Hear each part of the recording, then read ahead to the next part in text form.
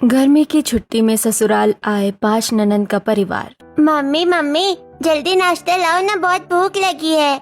Mummy पेट में चूहे दौड़ रहे हैं, जल्दी मेरा दूध लेकर आओ। हाँ हाँ बच्चों, अभी लेकर आई। बहू कभी भी समय पर नाश्ता नहीं देती। पूरा परिवार साथ नाश्ता करने बैठा है, उसके बावजूद बहू नाश्ता बनाने में देरी कर रही है। पूरा परिवार डाइनिंग टेबल पर नाश्ता करने बैठा था। वहीं अनीता रसोई में लगातार काम करने के कारण पसीने से लथपथ थी। वो अपने माथे का पसीना पोंछते हुए सभी को नाश्ता परोस रही थी। देर से सही पर बहू तू खाना बड़ा बढ़िया बनाती है।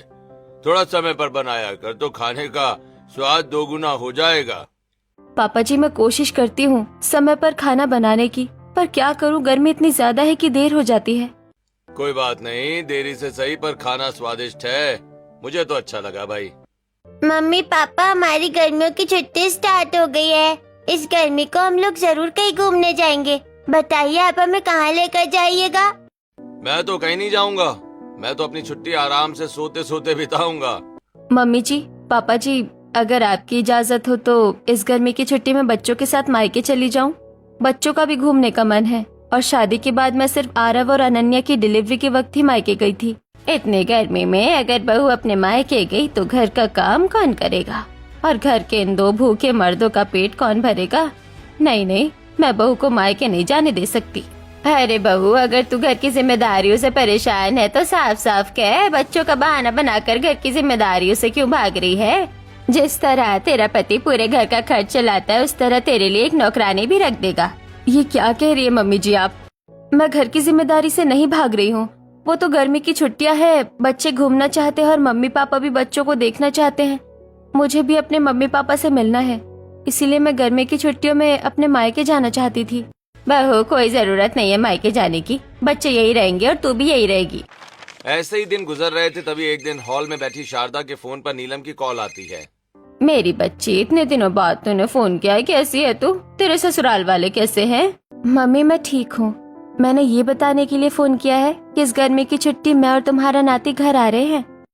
अरे तू मेरे नाती के साथ मेरे दामाद को भी लेती आ, कुछ दिन हमारे साथ रहेंगे। मम्मी, नीरज को तो लेते आऊँ, पर फिर मम्मी पापा अकेले रह जाएंगे। अरे तू उनको भी लेते आ, मेरी बात कर समधन जी से। रोम रोम समधन जी। अरे समधन जी, अब क्या बहू बेटों के साथ आने के लिए आपको अलग से कहना पड़ेगा? गर्मियों की छुट्टियों में बच्चों के साथ आप दोनों भी आइएगा, हम दोनों समधन बैठकर खूब बातें करेंगे। ठीक है समधन जी, हम जरूर आएंगे। मम्मी, बड़ी दीदी के घर से फोन था क्या? हाँ, बातें सुनकर समझ नहीं आता है क्या? तेरी बड़ी दीदी अपने ससुराल वालों के साथ आ रही है। मैंने जब अपने मायके जाने की बात की तो घर की जिम्मेदारी और घर परिवार के साथ क्वालिटी टाइम बिताने की बातें याद आ गई, और अब मेरी ननद को मायके बुला रही है मेरी कमर तोड़ने के लिए। ऐसे ही आज का दिन बीतता है और अगले दिन अनीता रसोई में तरह तरह के पकवान बना रही होती है। मैं अपने मायके नहीं गई तो क्या हुआ, मेरी बड़ी ननद तो अपने मायके आ रही है। अब उन्हें अपने मायके में एंजॉय करने का पूरा अधिकार है, और उनके साथ साथ बच्चे और मैं भी एंजॉय करूंगी। अनीता खुश होकर अपनी बड़ी ननद के लिए खाना बना रही होती है। थोड़ी देर में नीलम अपने पूरे परिवार के साथ घर के दरवाजे पर पहुंचती है। शारदा आरती की थाली लेकर दरवाजे पर आती है। अरे वाह मेरी बेटी, जमाई जी और मेरा प्यारा नाती, और मेरे समधी जी और समधन जी भी आ गए। अरे वाह भाई, अब गर्मियों की छुट्टियों में खूब मजा आएगा। मम्मी जी, जल्दी आरती उतार कर मेरी ननद के परिवार को घर के अंदर लेकर आइए। शारदा नीलम के परिवार की आरती उतारने लगती है, तभी आंचल और अंकिता भी अपने परिवार के साथ वहां पहुंच जाती हैं। तीनों बहनें एक दूसरे को देखकर हैरान रह जाती हैं। तुम दोनों? माँ, भाभी, आपने इन दोनों को भी गर्मियों की छुट्टियों में बुलाया है क्या? हमने तो नहीं बुलाया है। अरे ये मेरा मायका है, गर्मियों की छुट्टी में यहाँ आने के लिए हमें किसी के बुलावे की जरूरत नहीं है। हम तो आप लोगों को सरप्राइज देने आए थे, पर यहाँ तो पहले ही नीलम दीदी ने बिस्तर बिछा रखा है। बड़ा बढ़िया किया जो आप दोनों साली साहिबा भी यहाँ चली आईं। आपके बिना तो ससुराल में मजा ही नहीं आता। बहू, जल्दी से अपने ननद के परिवार के लिए कमरा तैयार कर और उनका खाना परोस। सभी सफर से आए हैं, भूखे होंगे। हाँ, मुझे पुलाव खाना है और मुझे दही बड़े खाने हैं। भाभी, मुझे आपके हाथों की कचौड़ियाँ खानी है। मेरे लिए कचौड़ियाँ बनाना मत भूलिएगा। हे भगवान, मैंने तो सिर्फ एक ननंद के खाने पीने और उनके कमरे को तैयार किया था। अब मेरी 2 ननंद और उनका परिवार भी आया है। मुझे जल्दी से पहले कमरा तैयार करना होगा और फिर खाना बनाना होगा। अनीता झाड़ू पोछा और सर्फ का पानी लेकर आंचल के बंद कमरे में आती है। कमरे में चारों तरफ धूल मिट्टी जमी हुई थी। मैं तो हर महीने पूरे घर की साफ सफाई करती हूँ। इन बंद कमरों में भी थोड़ी बहुत साफ सफाई करती हूँ। इसके बावजूद यहाँ इतनी धूल जमी है। धूल भी क्यों ना जमे, दोपहर के वक्त तेज लू चलती है कि धूल मिट्टी उड़कर घरों में आती है। अनीता खांसते हुए कमरे की धूल मिट्टी साफ करती है, फिर दूसरे कमरे में जाकर पोछा लगाने लगती है। तेज गर्मी के कारण उसका पूरा शरीर पसीने से भीग जाता है। मेहनत से उसकी सांसें भी फूल रही थीं। तभी पोछा लगाते समय वो साबुन वाले पानी में फिसलकर गिर जाती है। आई माँ, कमर टूट गई। लगता है मेरी गर्मियों की छुट्टियां भी इसी तरह कमर टूटते हुए ही बीतेगी। अरे बहू, हमारा कमरा तैयार हुआ या नहीं? मुझे नहाना है। भाभी, क्या कर रही हैं आप? इतनी देर क्यों हो रही है? बस आप लोगों का कमरा तैयार हो गया है। आप लोग ऊपर आकर नहाकर कपड़े बदल लीजिए। अनीता अपने तीनों ननदों और उनके परिवारों को उनके कमरे और बाथरूम दिखाकर रसोई घर में आती है। रसोई घर तेज भट्ठी की तरह तप रहा होता है। अभी कुछ देर पहले इस रसोई में खाना बनाकर निकली थी और अभी फिर पूरी रसोई भट्टी की तरह तपने लगी। मुझे पहले पता होता कि मेरी तीनों ननंद और उनका परिवार आने वाला है तो मैं पहले ही पतीले में ज्यादा चावल, दाल और सब्जी बनाती। अगर मुझे ये सारी चीजें दोबारा बनानी पड़ेंगी और मेरी ननंद के परिवारों की जो खास फरमाइशें हैं वो तो मुझे बनानी है। अनीता एक बार फिर रसोई में लग जाती है। इतने बड़े परिवार के लिए खाना बनाते बनाते वो पसीने से तरबतर हो जाती है, लेकिन फिर भी किसी तरह खाना तैयार करके सभी को डाइनिंग टेबल पर परोस देती है। आप लोग खाना चख कर बताइए, आप लोगों को खाना कैसा लगा? भाभी, मुझे तो आपकी कचौड़ियाँ हमेशा से ही बहुत पसंद थी और आज भी आपने बेस्ट कचौड़ी बनाई है। हाँ मम्मी, मुझे तुम्हारे हाथ का खाना बहुत अच्छा लगता है। और मम्मी के हाथ का खाना तो मेरा फेवरेट है। मेरे मायके में मेरे सामने भाभी की तारीफ हो रही है, ये तो गलत बात है।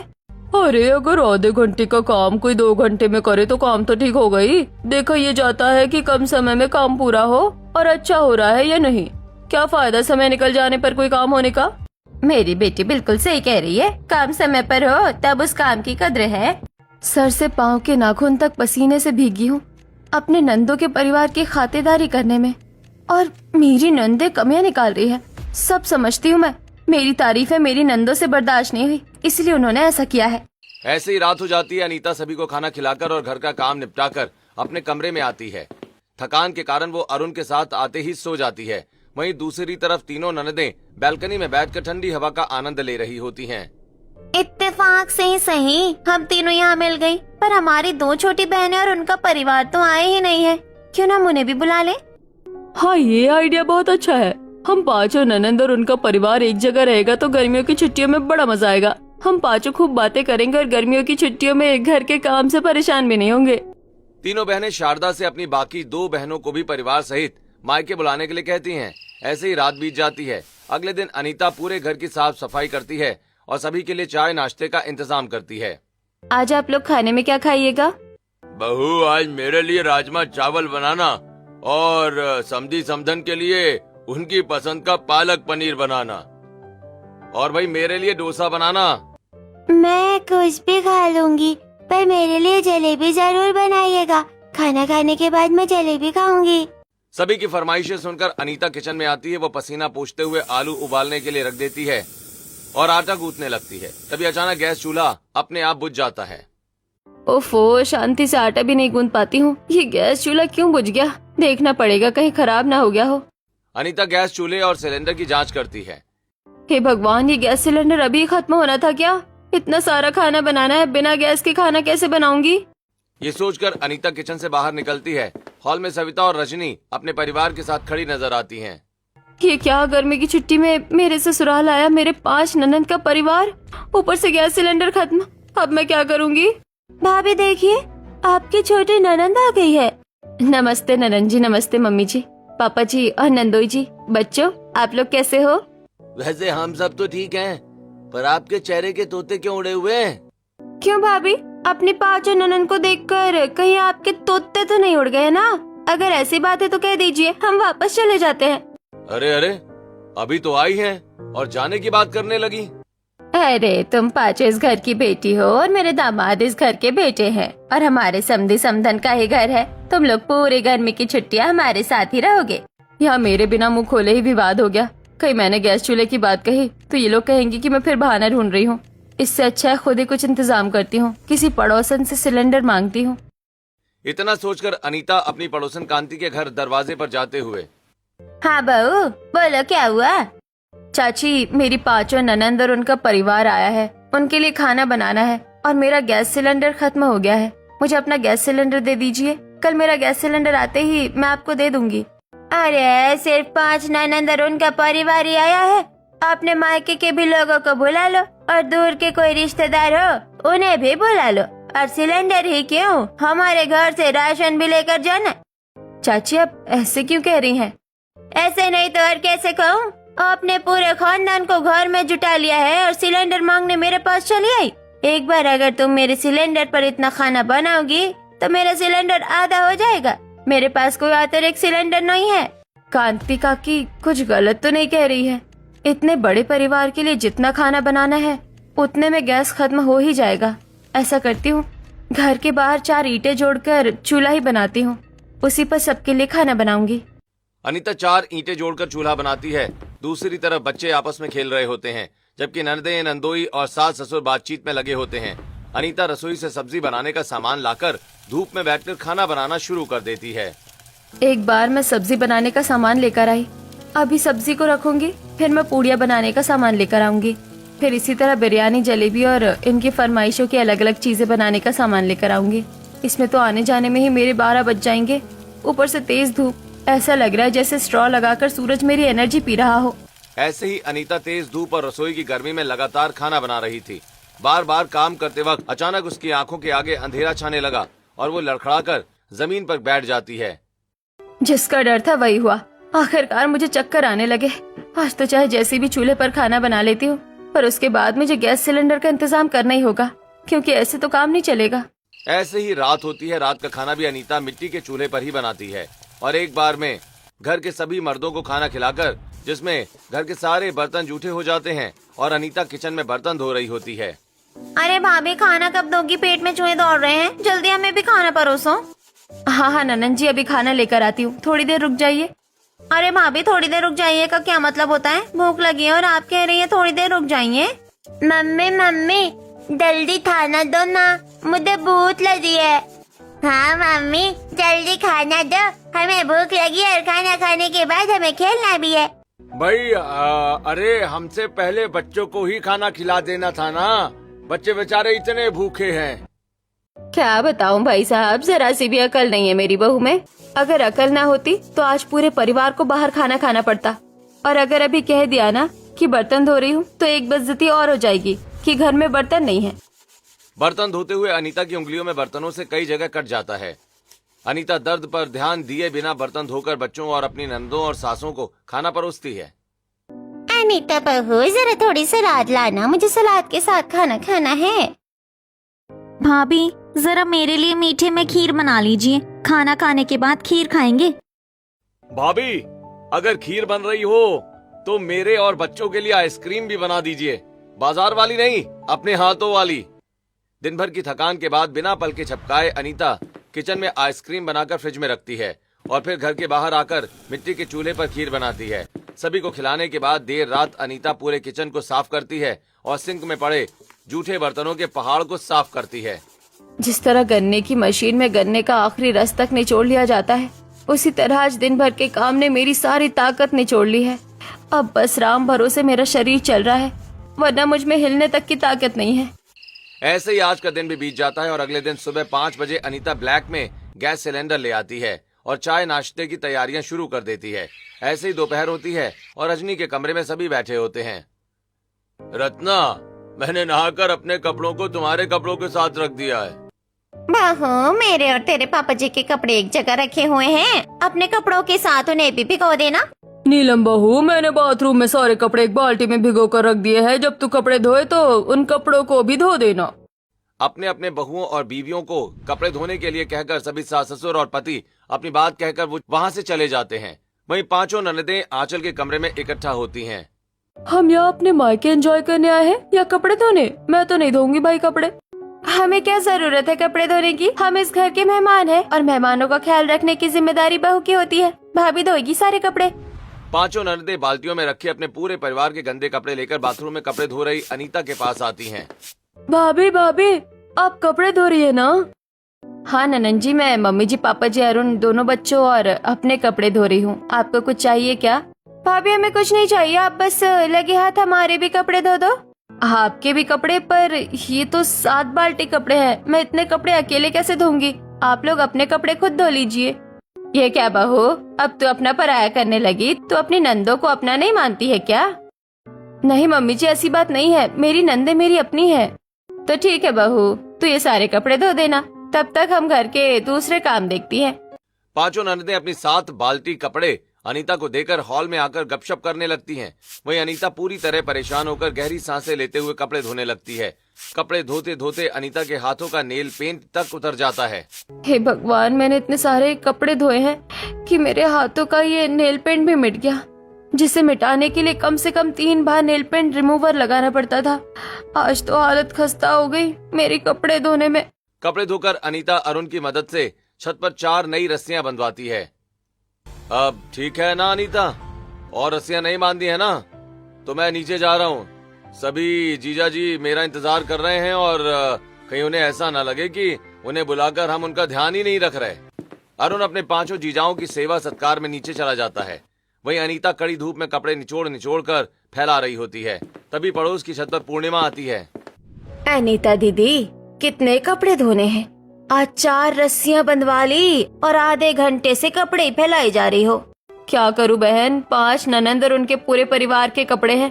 12 बार बाथरूम में जाकर कपड़े लेकर आ चुकी हूँ। अभी एक बारी के कपड़े और लाने हैं और उन्हें अच्छे से फैलाना है।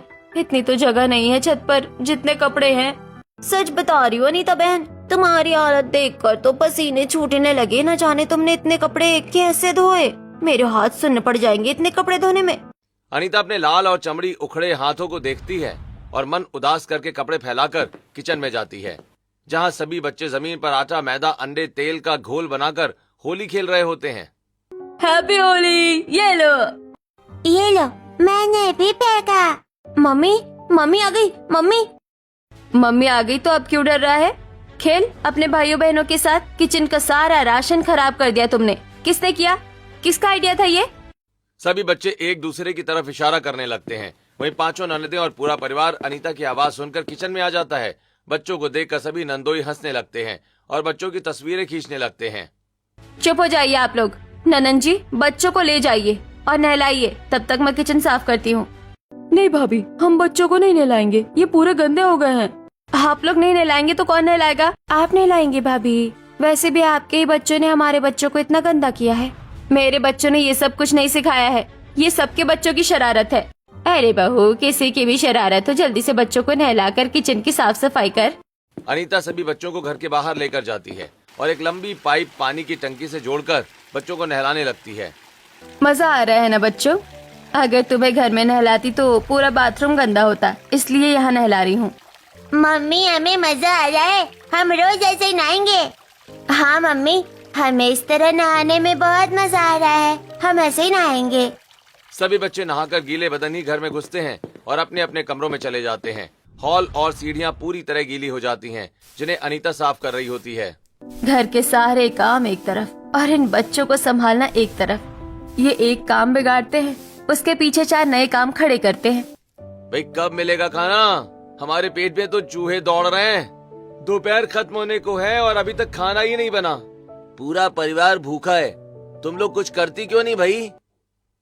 देख रही हो मम्मी, भाभी ने सुबह पेट भरकर नाश्ता कर लिया है और दोपहर खत्म होने को है। अभी तक हमारे परिवार वालों के लिए खाना नहीं बनाया।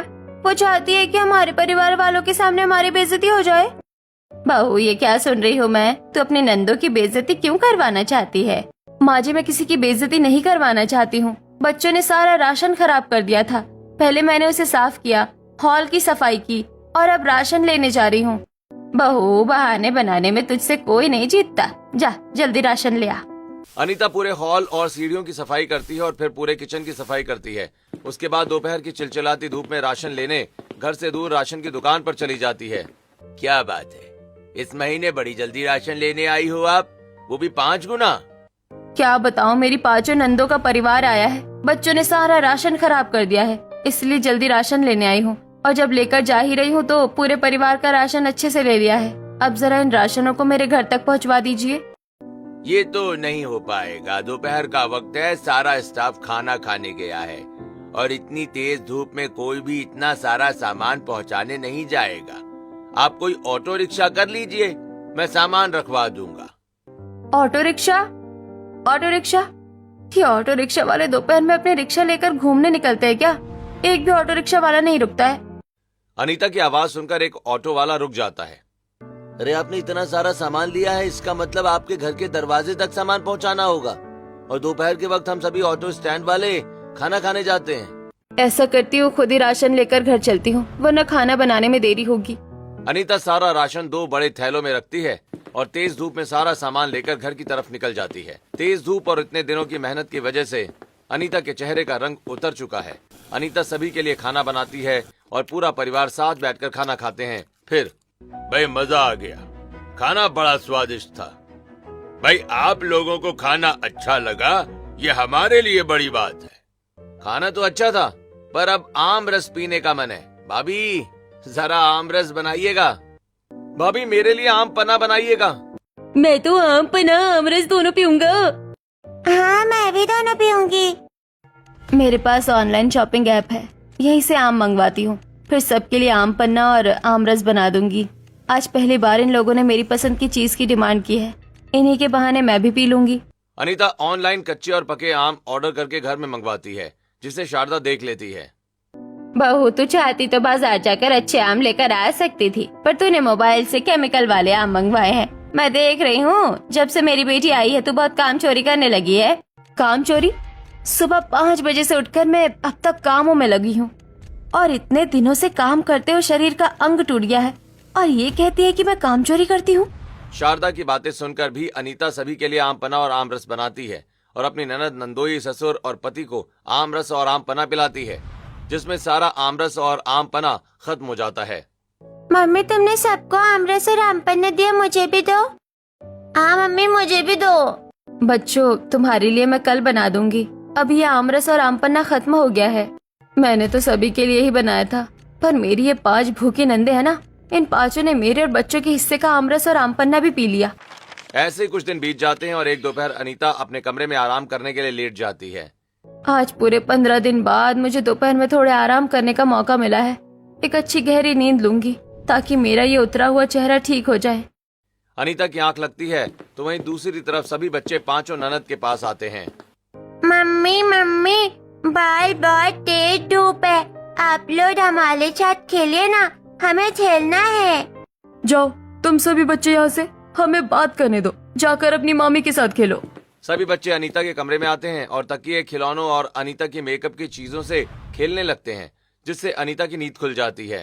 हे भगवान, इन बच्चों ने मेरे कमरे का भी कचरा बना दिया, मेरे सारे समेट कर रखे हुए कपड़े भी बिगाड़ दिए। ये बच्चे हैं कि आफत की पुड़िया।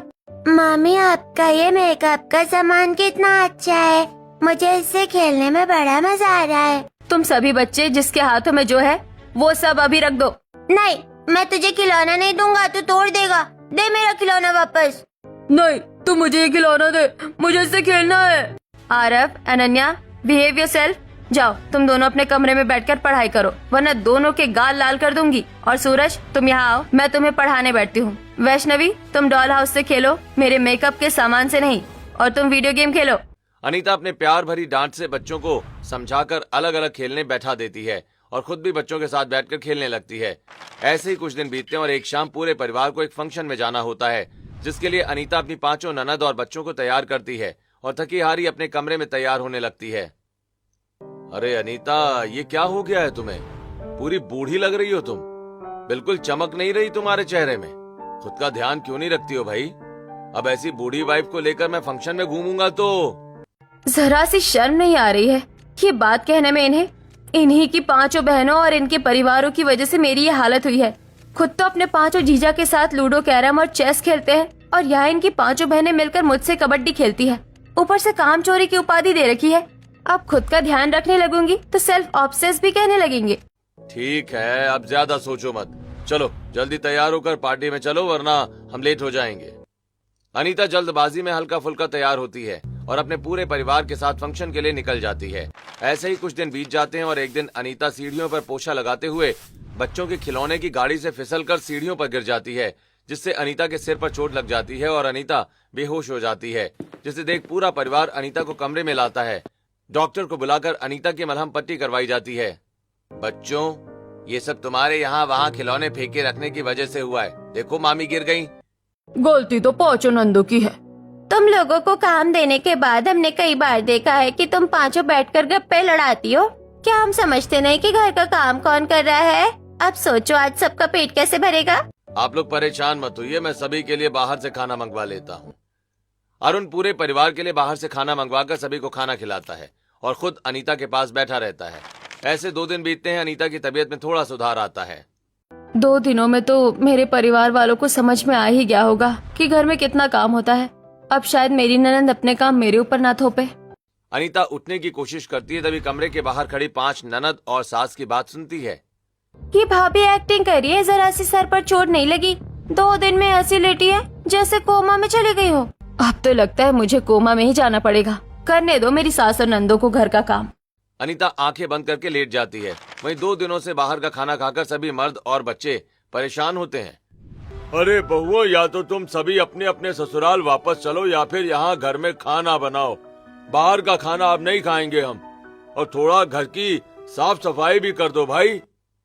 घर के मर्दों के कहने पर 5 ननदें मिलकर घर का काम करने का फैसला करती हैं। पसीने से भीगी नीलम रसोई में खाना बना रही है। ये भाभी इतना सारा खाना अकेले कैसे बनाती थी? मुझे तो आधे खाने में ही चक्कर आने लगे हैं। नीलम गुस्से में खाना बनाना छोड़कर किचन से निकलती है। दूसरी तरफ घर भर के कपड़े धो रही आंचल सारे कपड़े फेंककर काम करने से मना कर देती है। वहीं अंकिता, सविता और रजनी घर के काम करते हुए कभी फिसलकर गिर जाती हैं, तो कभी आपस में झगड़ने लग जाती हैं और काम करने से मना कर देती हैं। वहीं शारदा तेज धूप में घर भर की सब्जियां लेकर आ रही होती है। बहू, रोज इतनी धूप में ये भारी सब्जियां लेकर आती थी क्या? तभी तो उसका चेहरा इतना उतर गया था। इतनी तेज धूप में इतना सारा सामान कोई कैसे लेकर आ सकता है? ऐसे ही 2 दिन बीतते हैं और फिर 1 हफ्ता बीतता है। 5 ननद और शारदा अनीता के पास आती हैं। मम्मी, ननद जी, अब मेरी तबीयत पहले से बहुत अच्छी लग रही है। बहू, तेरी तबीयत अच्छी लगे या ना लगे इससे हमें कोई मतलब नहीं है। तू क्या सोच रही है? इतने दिनों से तू बिस्तर पर बैठी है तो हम घर के कामों के लिए तेरी मोहताज बनेंगे क्या? ठीक है मम्मी जी, मैं आपकी बात समझ गई। वैसे मैं ये कह रही थी कि मैं अपने मायके जा रही हूँ। नहीं बहू, तू मायके नहीं जा सकती। जब मेरी 5 ननद अपने पूरे परिवार के साथ अपने मायके आ सकती है तो मैं सिर्फ अपने 2 बच्चों के साथ अपने मायके क्यों नहीं जा सकती? मैं जरूर जाऊंगी। अनीता एक छोटे बैग में 4 कपड़े रखती है और अपने दोनों बच्चों के साथ मायके निकल जाती है। जाने दे बेटी अपनी भाभी को। चल हम सब मिलकर घर के काम करते हैं। क्या घर के काम? नहीं नहीं माँ, हम यहाँ गर्मियों की छुट्टी मनाने आए हैं, काम करने नहीं। हम तो जा रहे हैं अपने कमरे में। 5 ननद जब नीलम के कमरे में आती हैं, तो अपने अपने गहने लेकर आपस में बातें करने लगती हैं। मैं बड़ी हूँ इसलिए मैं घर का काम नहीं करूँगी। तो मैं छोटी हूँ, मैं भी घर का काम नहीं करूँगी। मेरे पास सबसे ज्यादा गहने हैं, मैं भी काम नहीं करूँगी। तब तो मेरा पति मुझसे ज्यादा प्यार करता है, मैं भी कोई काम नहीं करूँगी। 5 ननदें घर का काम करने से मना कर देती हैं। वहीं किचन में जूठे बर्तनों का पहाड़, गंदे कपड़ों से भरी बाल्टियां और पूरे घर में पैरों के गंदे निशान देखकर, शारदा, बहू के बिना हमारी इज्जत नहीं बचेगी हमारी बेटियों के ससुराल वालों के सामने। जल्दी से बहू को लेकर आना पड़ेगा। रामलाल और शारदा तुरंत अनीता के मायके पहुंच जाते हैं। बहू, ससुराल चल, तेरे बिना तेरे ससुराल का एक पत्ता भी नहीं हिल सकता। बहू, मुझे अपनी गलती का एहसास हो गया है, जल्दी घर चल। अनीता अपने सास ससुर के साथ ससुराल लौट आती है और पहले की तरह पूरे परिवार का ध्यान रखने लगती है। कुछ दिनों के बाद उसकी 5 ननदें अपने अपने परिवार के साथ वापस चली जाती हैं। इसके बाद अनीता भी अपने बच्चों के साथ 1 हफ्ते के लिए मायके चली जाती है।